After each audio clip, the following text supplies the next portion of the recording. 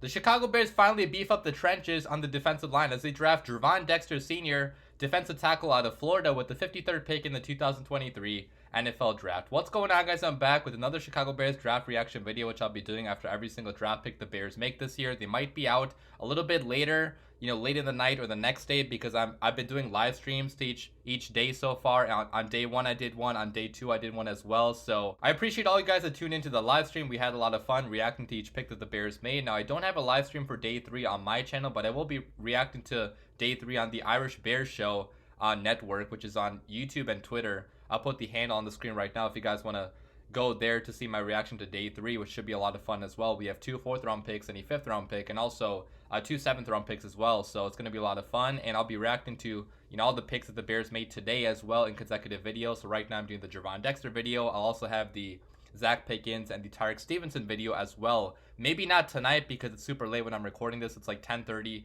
p.m. right now, but maybe tomorrow morning it should be out.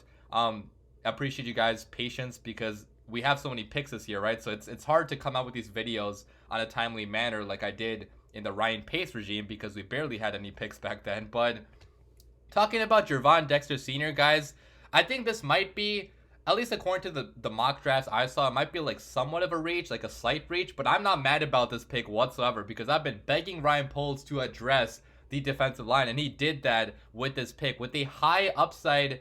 Maybe 1 technique, maybe 3 technique. I'm not totally sure where he fits in on the Bears defensive line. He's definitely going to be interior pass rusher, obviously, because he's above 300 pounds. He's not going to be an edge rusher, obviously, but I'm kind of going back and forth on if he's going to be a 1 technique or a 3 technique, because on one hand, he is a really good run defender, so you would think he's probably a 1 technique then, and he doesn't have like top end get off. He had a pretty bad 10-yard split on tape. He doesn't really like get up, get off the line super quick, but he did show pretty good agility and pretty good testing at the combine in other areas too. So you might think he's a 3 technique based on that. So it really depends on how the Bears actually view him. I'm not totally sure where he's gonna fit, but regardless, he's gonna be a great player for the Bears defensive line and a much needed player on the defensive line with how bad the Bears run defense was last year and how bad the pass rush was last year from the interior as well. Now, Gervon Dexter Sr. is more of a project as a pass rusher. He's definitely a much better run defender right now than a pass rusher. He doesn't have very developed pass rushing moves, but he's only 21 years old, super young, so he has a lot of room to grow. I'm sure that Eberflus and Alan Williams are,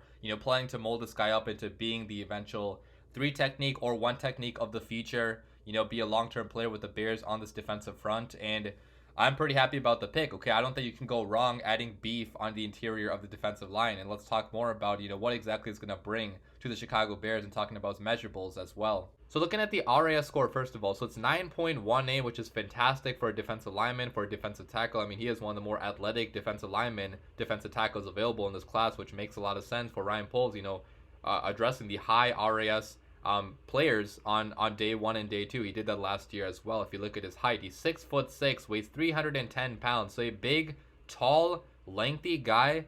His weight is pretty average for that height. If you look at his explosion, he tested really good in terms of the explosion in the vertical and the broad jump. So the explosion is there somewhat, but if you look at his 10-yard split, obviously it was not that good, only having a 1.81. But if you look at his 40-yard dash and his 20-yard split, obviously a lot better, testing at 4.88 in the 40-yard dash, which is crazy for a guy that weighs 310 pounds, but obviously playing on the interior, being a 3 technique, you're not going to be running 40 yards. So the 10-yard split matters a lot more than the 40-yard dash, and the 10-yard split was not that good. But I still can't say he's not athletic because he is obviously super athletic. If you look at his other athletic testing, he tested really well on tape. He flashes the athleticism, pretty often. He's a little bit hit and miss though, according to what I've seen. I've not seen as much of him on tape as in Adetomiwa Adebawore or a Keanu Benton, which Adebawore, for some reason, nobody wants to pick him.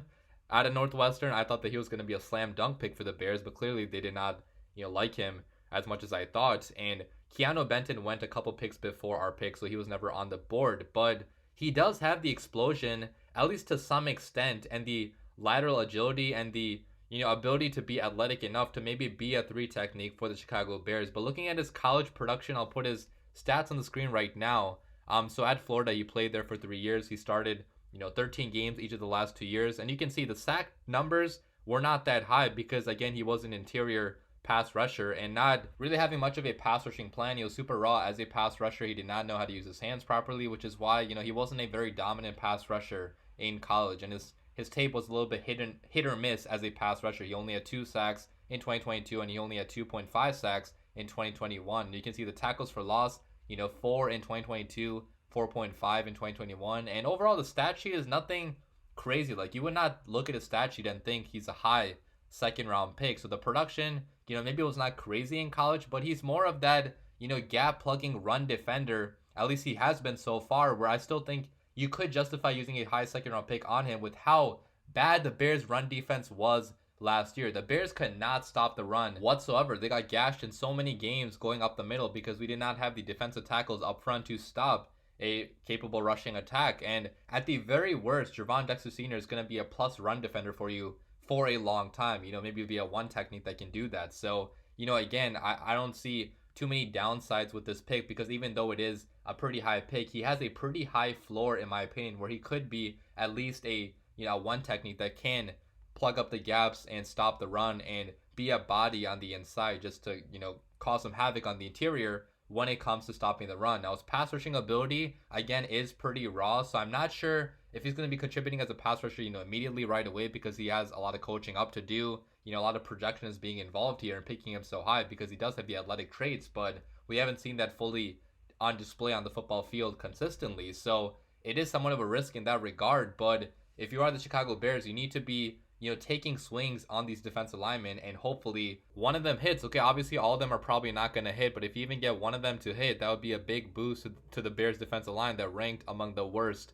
in the NFL last year. So overall, guys, this guy has a lot of power to him. He's big, he's lengthy, he has athletic traits that are the reason why Ryan Poles did draft him this early. And I think that, Matt Eberflus does think that he can coach this guy up into being much better than he actually was in college football. And that's exactly what Gervon Dexter also said in his post-draft interview. He said that his best football has not been played yet, and I'm sure that best football, hopefully, is going to be coming with the Chicago Bears. So let me know what you guys think about this pick in the comments down below. Obviously, you might have preferred different names. Like, I liked Adetomiwa Adebawore, but he has not even been picked on day 2 at all. He's still available for the Bears to pick or some other team to pick on day 3, which is pretty crazy. The NFL clearly knows something about him that we as fans don't know, because I saw him going in mock drafts much higher, obviously, than day 3. So we didn't get Adebawore. We did not get Keanu Benton either out of Wisconsin because he went before our pick. But you cannot be mad about a pick like this, because obviously the Bears had a big need